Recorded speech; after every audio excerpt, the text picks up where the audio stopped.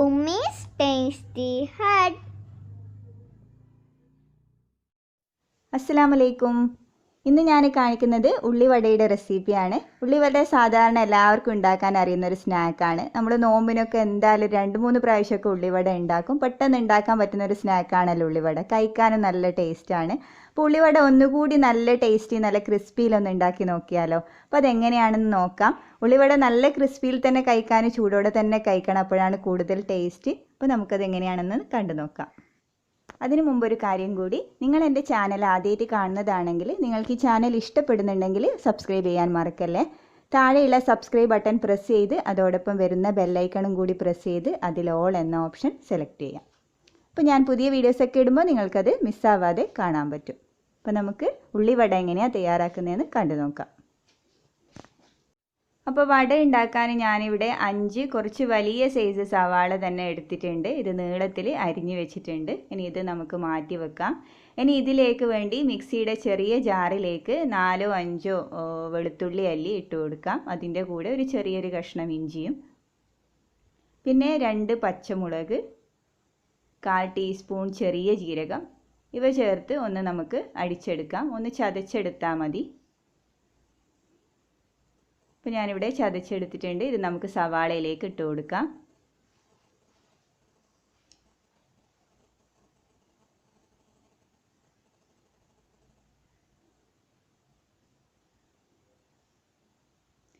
ഇനി ഇതിലേക്ക് ചേർത്ത് കൊടുക്കേണ്ടത് ആവശ്യത്തിന് ഉപ്പിട്ട് കൊടുക്കുക. പിന്നെ ഒരു 1/2 ടീസ്പൂൺ മഞ്ഞൾപ്പൊടി, പിന്നെ ഒരു 1/4 ടീസ്പൂണോളം മുളക് പൊടി.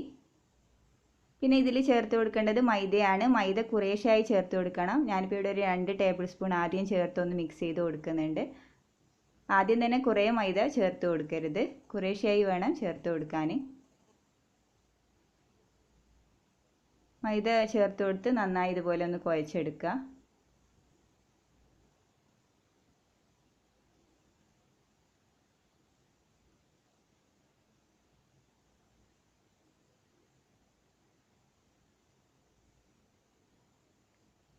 നന്നായി കുഴച്ചെടുത്തതിന് ശേഷം നമുക്ക് വീണ്ടും ഇതിലേക്ക് കുറേശ്ശെയായി മൈദ ചേർത്ത് കൊടുക്കാം. ഇനി കുറച്ച് വെള്ളം ഇതുപോലെ ഒന്ന് നനച്ച് കൊടുത്ത് ഇത് നന്നായി കുഴച്ചെടുക്കണം. വെള്ളം നനച്ച് കൊടുക്കുമ്പോൾ ശ്രദ്ധിക്കുക, അധികമായി പോവരുത്. ജസ്റ്റ് നമുക്കൊന്ന് കുഴഞ്ഞ് കിട്ടാനുള്ള വെള്ളം ചേർത്ത് കൊടുത്താൽ മതി. മൈദ നമ്മൾ ഇതിൽ ചേർക്കുമ്പം കൂടുതലായി കഴിഞ്ഞാൽ ക്രിസ്പി ആയി കിട്ടില്ല ഉള്ളിവട. അപ്പോൾ കുറേശ്ശായി വേണം മൈദ ചേർത്ത് കൊടുക്കാൻ. ഞാനിപ്പോൾ ഇവിടെ ടോട്ടൽ ഒരു 5 ടേബിൾ സ്പൂൺ മൈദയാണ് ചേർത്ത് കൊടുത്തത്. സവാള ഒന്ന് സ്റ്റിക്കായി നിൽക്കാൻ വേണ്ടി മാത്രമാണ് മൈദ വേണ്ടത്. മൈദ കൂടുതലായി പോവരുത്. നമ്മളിപ്പം എണ്ണയിലേക്ക് ഇങ്ങനെ നുള്ളി ഇടുന്ന സമയത്ത് നല്ല സ്റ്റിക്കായി നിൽക്കണം സവാള. അപ്പോൾ നിങ്ങൾക്ക് കുഴക്കുന്ന സമയത്ത് മനസ്സിലാവും അത് എത്രയാണ് വേണ്ടതെന്നുള്ളത്.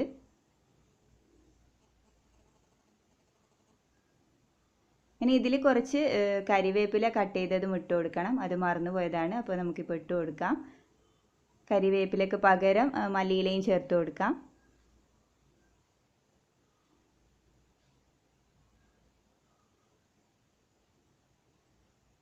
ഇനി ഇത് കുഴച്ച് വെച്ച് ഒരു 10-15 മിനിറ്റ് നമുക്കൊന്ന് റെസ്റ്റ് ചെയ്യാൻ വേണ്ടി വെക്കാം.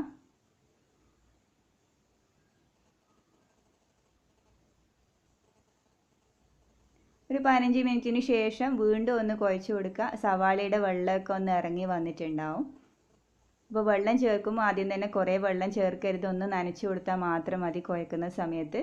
പിന്നെ സവാളയുടെ വെള്ളം തന്നെ ഉണ്ടാവും. ഇത് വീണ്ടും ഒന്ന് കുഴച്ച് നമുക്ക് ഫ്രൈ ചെയ്തെടുക്കാം. ഇതിപ്പോൾ നല്ല കറക്റ്റ് പാകമായിട്ടുണ്ട്. എണ്ണ ചൂടാൻ വെച്ചിട്ടുണ്ട്. നമുക്കിതിലേക്ക് ഓരോന്നായി നുള്ളിയിട്ട് കൊടുക്കാം.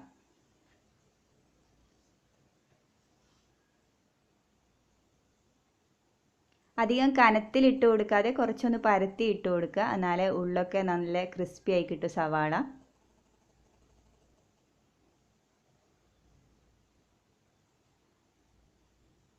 മീഡിയം ഫ്ലെയിമിൽ വെച്ച് ഫ്രൈ ചെയ്തെടുക്കണം. ഇതിപ്പോൾ ഒരു വശം ആയിട്ടുണ്ട്, നമുക്ക് തിരിച്ചിട്ട് കൊടുക്കാം.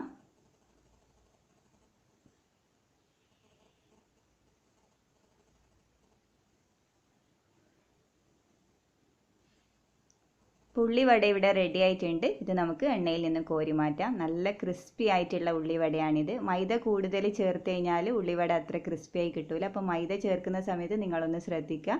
കുറേശ്ശെയായി ചേർത്ത് കുഴച്ച് നോക്കിയാൽ മതി. അപ്പോൾ ഉള്ളിവട ഇവിടെ റെഡി ആയിട്ടുണ്ട്. എല്ലാവരും ട്രൈ ചെയ്ത് നോക്കുക. നല്ലൊരു റെസിപ്പിയുമായി ഇൻഷാ അല്ലാഹ് വീണ്ടും കാണാം. താങ്ക്